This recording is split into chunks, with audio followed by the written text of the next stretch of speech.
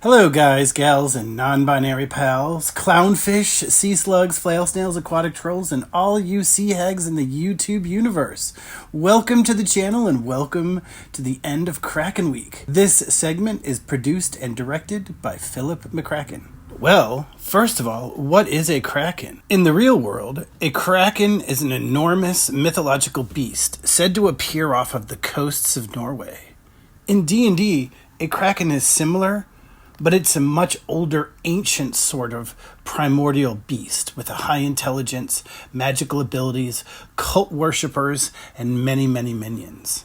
Since Kraken Week is happening in the YouTube's tabletop role-playing community, I thought I'd join in the conversation to discuss a really cool, creepy, weird, low-level minion of the Kraken. It's called the Sea Spawn, and it's from Volo's Guide to Monsters. Dungeons & Dragons 5th edition. If you'd like to spice up your underwater and coastal D&D encounters for your low-level party, I can recommend nothing other than the creepy, weird, Cthulhu-esque Sea Spawn. Sea Spawn are like a human-sized sea monkey gone bad and for D&D. They are twisted humanoids who have been transformed by evil magic and turned into lower intelligence minions for both creatures like sea hags and krakens alike. It's only a CR1 encounter, making them great for low-level parties. An encounter with sea spawns is guaranteed to get a rise out of your party. Most players have never seen a sea spawn with their fish-like anatomy and a potential attack with a 10-foot reach. This will shock even the most veteran of your D&D players.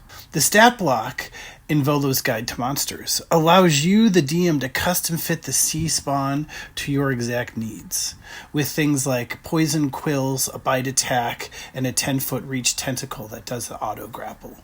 Personally, I think the tentacle with the 10-foot reach is the best option. It allows the sea spawn to grab foes from 10 feet away and swim to drag them off to be eaten. This was guaranteed to bring terror into your players and wake them up at the table. The low armor class of the sea spawn makes them very easy to hit, which is rewarding for your players, while the sea spawn has enough hit points to keep them in the fight for a little bit longer. If your player characters are unable to swim, then watching their grappled teammate be dragged off to the dark, murky depths of the sea adds a great element of drama to your combat. Another tactic is to have these creatures reside in dark, murky water, seaweed, some other kind of sea vegetable, or maybe even a sunken ship or something, which allows them to hide and get a chance for a surprise attack. And here are some ideas on how to use Sea Spawn with a Kraken theme for your low-level party. Let's start off with your characters have learned about a sunken ship that rumors say was sunk by a kraken. And aboard this ship, it's carrying a certain magic item that maybe your player characters want. Something that's appropriate for, like, I don't know, 3rd level, 4th level, somewhere around there. Like, say, a +1 magic weapon. Maybe even make it sentient to make it a little more razzle-dazzle. Or maybe there's a pearl of power that your spellcaster would really appreciate.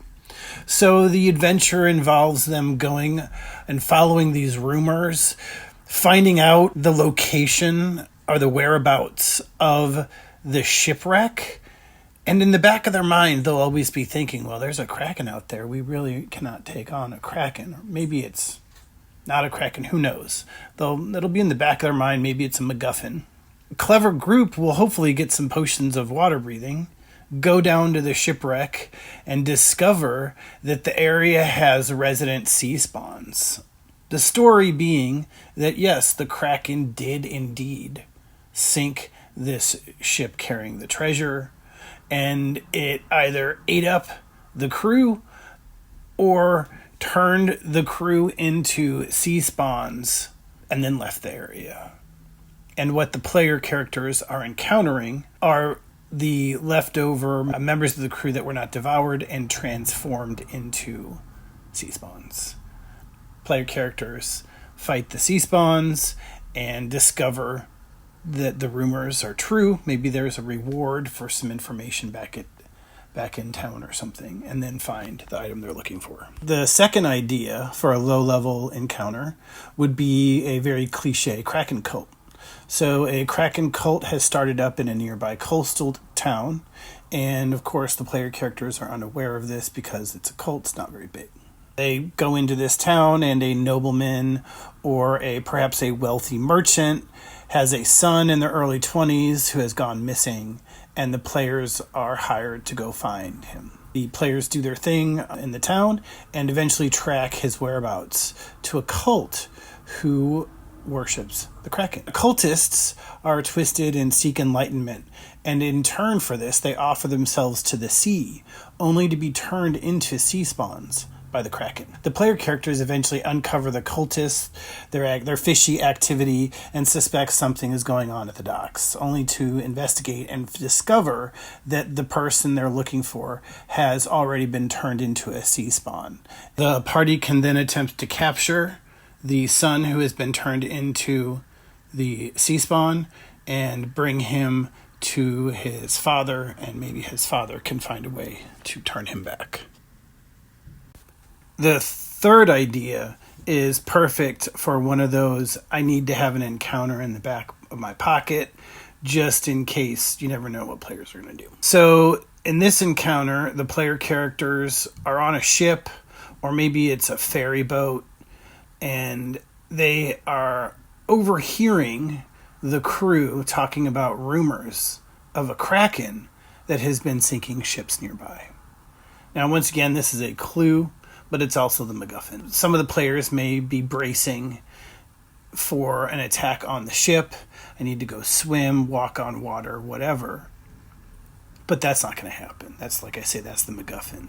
So the ship that the players are on, or the ferry, sails through an area that the crew is talking about, where the attacks tend to occur and ships tend to sink. And there is going to be an attack, so those players who are ready are like, okay, I know my spider sense is tingling. They're going to get their chance, but it's not going to be the Kraken. It's going to be sea spawn.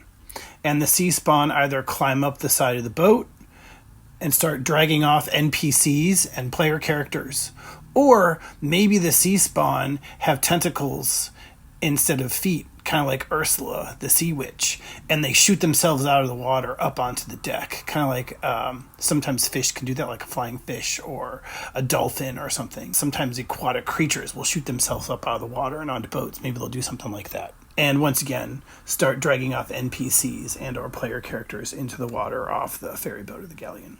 There's really no plot twist other than this is just, a necessary random encounter. Players did something I'm not prepared for. I need to slap something down to buy myself some time kind of thing. Or maybe you just like to have your players like combat. This is perfect. They're on a boat, a big old boat, chatting with people, and all of a sudden these creepy sea spawns pop up. Krakens, Morkoths, sea hags, marids, storm giants, dragon turtles. All of these sea creatures and more can mark mortals as their own and claim them as minions. Such people might become beholden to their master through a bleak bargain, or they might find themselves cursed by such creatures. Once warped into a fish-like form, the person can't leave the sea for long without courting death. Sea spawn come in a wide variety of forms. An individual might have a tentacle for an arm, the jaws of a shark, a sea urchin's spines, a whale's fin, octopus eyes, seaweed hair, or any combination of such qualities. Well, thank you very much for watching this. I hope you have enjoyed the video, and I hope this has inspired you to use some sea spawns in a coastal adventure.